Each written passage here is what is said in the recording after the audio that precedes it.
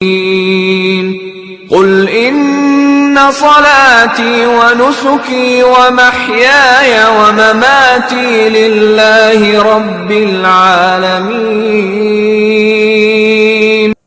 अस्सलामु अलैकुम वरहमतुल्लाहि वबरकातुहू। अल्हम्दुलिल्लाहि रब्बिल आलमीन वस्सलातु वस्सलामु अला रसूलिहिल अमीन व अला आलिहि व असहाबिहि अजमईन व मन तबिअहुम बिइहसानिन इला यौमिद्दीन। अम्मा बाद, अऊज़ु बिल्लाहि मिनश शैतानिर रजीम, बिस्मिल्लाहिर रहमानिर रहीम।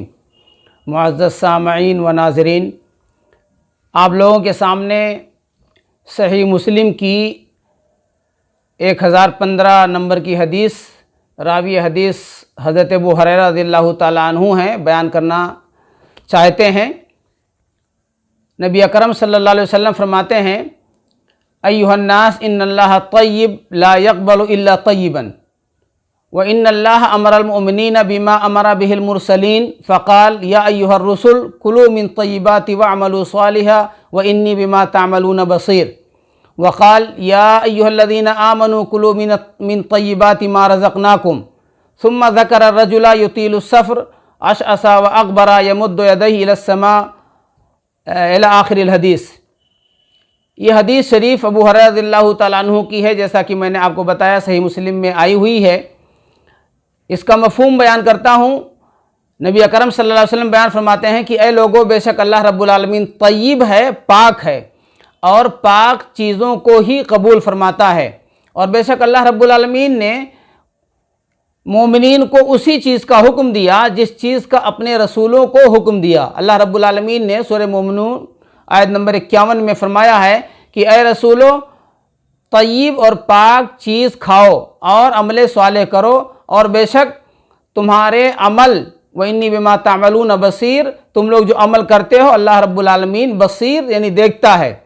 और फिर आपने फरमाया कि सूरह बकरा आयत नंबर 172 की आयत, या अय्युहल्लज़ीना आमनू कुलू मिन तय्यिबाति मा रज़क़नाकुम, ऐ मोमिनो, अल्लाह रब्बुल आलमीन ने जो तुम्हें पाक और हलाल रोज़ियाँ दी उसमें से खाओ। फिर आपने हदीस बयान की, एक आदमी है, लंबा सफ़र करता है और जाता है, फिर अपने हाथ को अपने रब की आसमान की तरफ उठाता है और वो दुआ करता है, ऐ रब, ऐ रब, ऐ मेरे रब, ऐ मेरे रब, दुआ करता है। हालांकि उसकी रोज़ी, उसका खाना, उसका पीना और उसका लिबास ये सब हराम का है, बल्कि उसकी परवरिश हराम से हुई है। तो फिर ऐसी सूरत में अल्लाह रब्बुल आलमीन उसकी दुआ को कैसे कबूल कर ले? मालूम क्या हुआ कि अल्लाह रब्बुल आलमीन के सामने हलाल चीज़ जब पेश की जाती है, पाकीज़ा चीज़ पेश की जाती है, उम्दा चीज़ पेश की जाती है, तो अल्लाह रब्बुल आलमीन कबूल फरमाता है। यह हदीस आज मैंने इसलिए बयान किया है आप लोगों के सामने कि हमारी अजीम खुशी का दिन ईद उल अज़हा की आमद है। हम लोग अल्लाह के हुजूर अपनी क़ुरबानियाँ पेश करेंगे और हमारा और आपका, तमाम मुसलमानों का ये मामूल है, कोशिश भी होती है कि हम हलाल चीज़ों की क़ुरबानी पेश करें, हम हलाल माल से जानवर ख़रीदें। बस एक याद दहानी है अपने को, आप लोगों को, कि अपनी क़ुरबानियाँ अल्लाह के हुजूर जब पेश करेंगे तो हलाल कमाई से जानवर लेंगे और हलाल कमाई के जानवर को अल्लाह के हुजूर पेश करेंगे, तब अल्लाह के यहाँ मकबूल होगा। वरना एक नहीं, 100 नहीं, 1000 नहीं, कितनी क़ुरबानियाँ अल्लाह के सामने हम पेश कर दें, अगर वो हलाल चीज़ से नहीं है, हलाल माल से नहीं है, हराम माल से है, तो अल्लाह रब्बुल आलमीन उनको कबूल नहीं फरमाएगा। अल्लाह ताला से दुआ करते हैं कि अल्लाह ताला हमको, आपको, तमाम मुसलमानों को तौफीक दे कि हम अल्लाह के हुजूर अपनी क़ुरबानियाँ पेश करें और वो क़ुरबानियाँ हमारी हलाल माल से हों। दूसरी चीज़ मैं कहना चाहता हूँ कि ये तो है हमारे मालों की पाकी, कि जिन पाक मालों से हम अपने जानवर को लेंगे तब अल्लाह कबूल करेगा।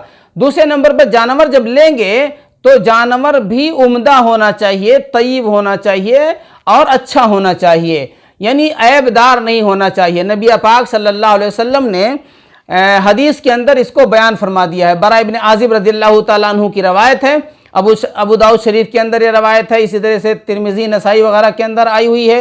अबू दाऊद के अंदर इसका नंबर है 2802। उसके अंदर नबी अकरम सल्लल्लाहु अलैहि वसल्लम ने ऐब को बयान कर दिया है कि अल्लाह के हुजूर जब हलाल चीज़ पेश करोगे तो वो हलाल चीज़ बेऐब होनी चाहिए। आपने फरमाया कि ये ऐब जानवर में नहीं होना चाहिए। एक ऐब आपने बयान फरमाया कि काना नहीं होना चाहिए, और ऐसा काना कि जिसका कानापन बिल्कुल जाहिर व बाहिर हो, दूसरे नंबर पर आपने फरमाया कि वो जानवर बीमार नहीं होना चाहिए, ऐसा बीमार कि जिसकी बीमारी बिल्कुल वाज़े और जाहिर व बाहिर हो। तीसरे नंबर पे आपने फरमाया कि वो जानवर लंगड़ा नहीं होना चाहिए, ऐसा लंगड़ा कि जिसका लंगड़ापन बिल्कुल जाहिर हो। और चौथे नंबर पे आपने फरमाया कि लागर, दुबला, पतला, इतना नहीफ नहीं होना चाहिए कि उसकी हड्डियों में गूदा ना हो। ये 4 अयूब आप सल्लल्लाहु अलैहि वसल्लम ने बयान फरमाए हैं, जो आप सल्लल्लाहु अलैहि वसल्लम की हदीस अबू दाऊद शरीफ के अंदर मौजूद है। बरा इब्न आज़िब रज़ियल्लाहु ताला अन्हु हमको और आपको रवायत करके बता गए हैं कि ये होना नहीं चाहिए। लिहाजा हमको और आपको चाहिए कि जब जानवर खरीदें तो इन चीज़ों को मलहूज रखें। अब एक तीसरी चीज़ आप लोगों के सामने बयान करते हैं, जो अहम चीज़ है, मैं समझता हूँ बहुत सारे लोग पूछते रहते हैं कि जानवर हमने खरीद लिया और ख़रीदने के बाद में अब जानवर के अंदर ऐब जाहिर हो रहा है, और जब मैंने लिया था तो जानवर बेऐब था, तो अब क्या हम कुर्बानी उसकी करें या ना करें? तो इसकी रहनुमाई भी सहाबे कराम की ज़िंदगियों में हमें मिलती है। अब्दुल्ला बिन ज़ुबैर रज़ियल्लाहु ताला अन्हु बयान फरमाते हैं, सुनन कुबरा बैहक़ी के अंदर ये रवायत आई हुई है, जिल्द 9 के अंदर 289 सफ़ा में ये मौजूद है कि ख़रीदने के बाद, मफ़हूम है हदीस का, कि ख़रीदने के बाद अगर ऐबदार होता है जानवर तो उस जानवर की कुर्बानी आप कर दें, अल्लाह रब्बुल आलमीन के यहाँ वो मकबूल है। हाँ, ख़रीदने से पहले अगर आप जाएंगे तो ऐबदार जानवर को आप देखेंगे, ऐबदार नहीं होना चाहिए, यानी जब खरीद रहे हैं तो आपको ऐब वाला नकार देना है, नहीं लेना है। हाँ, ऐबदार हो जानवर और ख़रीदने के बाद हो तो आप इसकी कुर्बानी करें। तो मालूम क्या हुआ कि हमें ये उलझन जो लोगों की तरफ से आती है, शरीयत ने हमारे हल कर दिया है कि ऐबदार जानवर हम कुर्बान कर सकते हैं अगर ख़रीदने वक्त हमारी नीयत सही थी, जानवर सही था, लाने के बाद में अब जानवर के अंदर ऐब ज़ाहिर होता है तो कोई हर्ज नहीं, जानवर को हम कुर्बान कर सकते हैं। अब आखिरी बात आप लोगों के सामने हम बयान करना चाहते हैं।